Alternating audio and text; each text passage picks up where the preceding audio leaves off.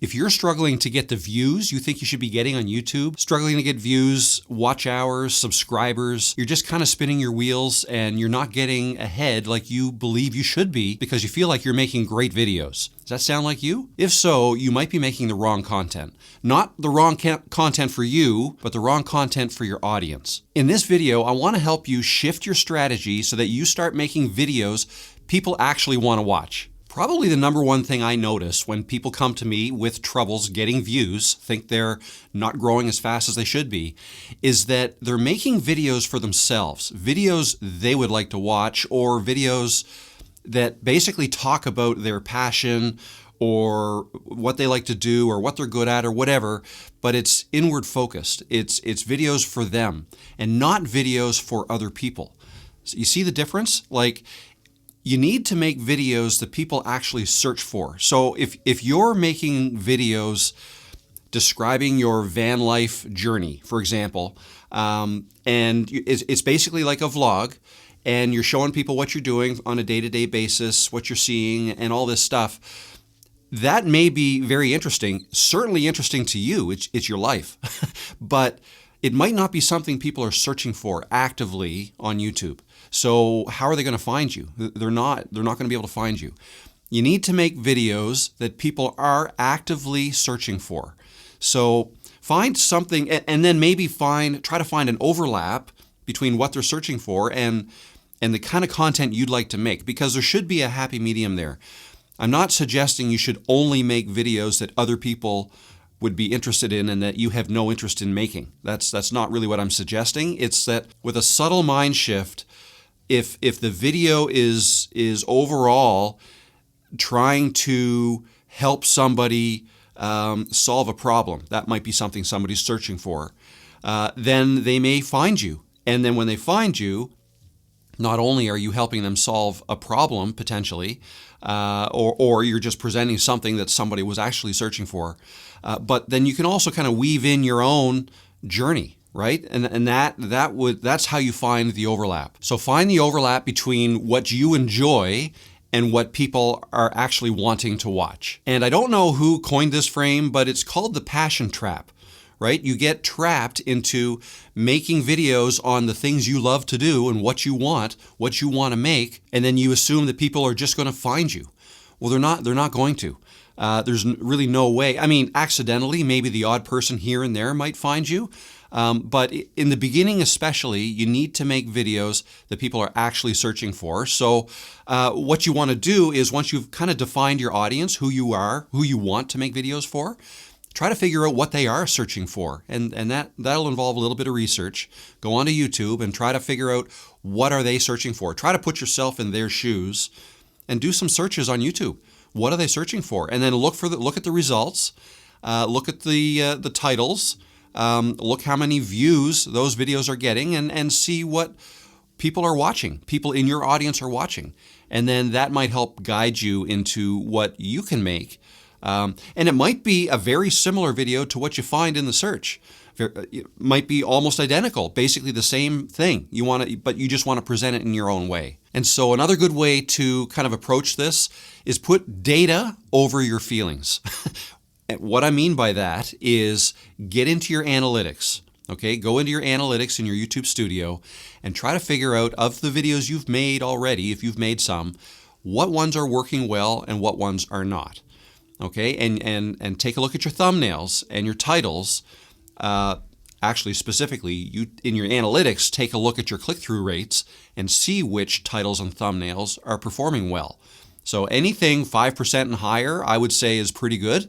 If you're down in the 2% or lower range, then people aren't noticing your thumbnails and they're not clicking. So you need to try to get better at making thumbnails. That just takes practice. I've got another video actually on how to make thumbnails that might help, so you might want to check that out. But yeah, get into your analytics and trust what they tell you. The analytics will tell you what's working and what's not on your channel, and then double down on what's working. So try to be guided by the analytics and not necessarily only be guided by your passion. Another strategy you should be using is to hook your viewers in the first 30 seconds of your video. That might sound a little bit underhanded. but it's not. It's done in all videos that do well. When somebody clicks to watch your video, you've got very little time, I'd say even less than 30 seconds, to basically impress upon them that they want to stick around to watch. Okay, so you have very little time to hook the viewer in to watching for longer. And by hook, all I mean is, like, I don't mean trick. I don't mean to trick the person into watching. It's more, you want to present, tell the viewer what you're about to talk about, and it should be designed in such a way that you're solving a problem that they searched for to find your video, and that you basically promised you were going to tell them about in your thumbnail and title and with the text and whatnot. So they clicked on that. Now they're in your video. You've got 30 seconds. What are you going to help them with, and how are you going to help them with it? So maybe give them a little bit of a teaser to the solution as well. Okay. One thing I like to do, I say I like to do as if I've been doing it forever, but I haven't. I've only recently been starting to do this, and I find it's working quite well.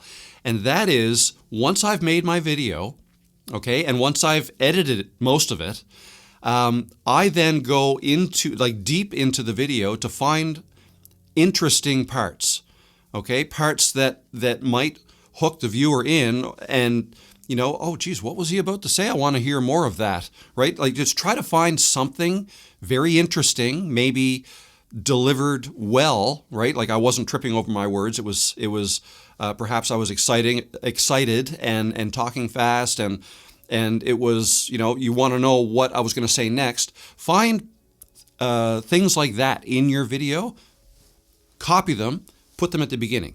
Okay, put them right at the very beginning. I have been putting a little coming up text on my video, only the first, I don't know what it is, 5, 10, 15 seconds, depending on the video and depending on what I can find. And then I'll put that at the beginning, maybe with some music, right? I'm trying to, and I tighten that up too. So if I was doing a lot of ums and ahs and pauses, I'd cut all those out, and I'd deliver that as quickly as I can, and then boom, get right into the video. And then hopefully I've hooked some people into wanting to watch more and wanting to find out what else I was about to say in the video. So that's one way that I've been doing it, and I find that it's been working really well. But that's not the only thing you can do. You could just have a well-prepared intro that you're going to speak to the camera. And again, if you don't speak it, very quickly or as quickly as you would like to, you can cut out little pauses and tighten it up a little bit when you're editing. The bottom line is you want to build curiosity in the viewer so that the viewer will want to watch the rest of your video. And so then once you get into the video and you're delivering on what it is, you're solving whatever problem it is that the person searched for and what brought them to your video, try not to make the video long just for the sake of making it long. You want to cut out any fluff, right? Don't try to keep people, watching for longer just for the sake of it. You have to be delivering good content. So, if you have 5 minutes of great content, but it takes you 10 minutes to deliver it, then you might either want to do that video again and deliver it more quickly, or in your editing, you can cut it down. And, anything that you say that wasn't necessary, you could probably cut out. In the beginning anyways, right? I'm trying to help you get your channel going and getting it kind of off the ground. This is more for you if you're in the beginning stages. And then eventually, once people have found you enough times and you making videos that are helpful to other people and not just about yourself, right? You're helping others and maybe using your own self. Going back to the van life example, maybe that's what you're doing. And, you can relate, you can tie what you're doing into your video, right? And that basically adds some of your personality. People will understand what you're doing, but the video is not all about just you and showing what you're doing. You're helping somebody. So the more that you're able to do that, and your channel starts to grow and you start getting views and subscribers, and every new video you put out gets more views and more subscribers, and you're getting some good traction, at some point, people are going to start to recognize you and recognize what your videos are about, and the fact that you're doing the van life thing.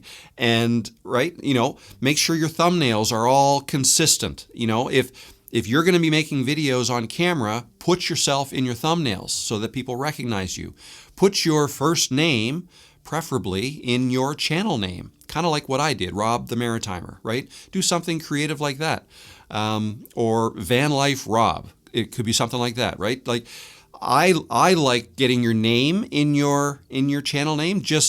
It's not that it helps your videos at all. It really doesn't. It has nothing to do with how your videos do. It's more for branding, for people to get to know you, remember what your name is, and get to know what you look like. Okay, so put yourself in your videos, put yourself in your thumbnails, talk to the camera, all those fun things that people have trouble doing that I'm hopefully trying to help you with. So I think that's it for this video. I hope you find this helpful. Good luck on your YouTube journey.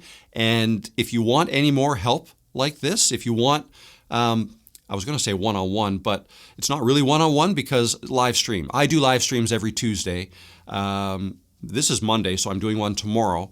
And come on in and ask questions. And I'm there to help by answering questions that you have.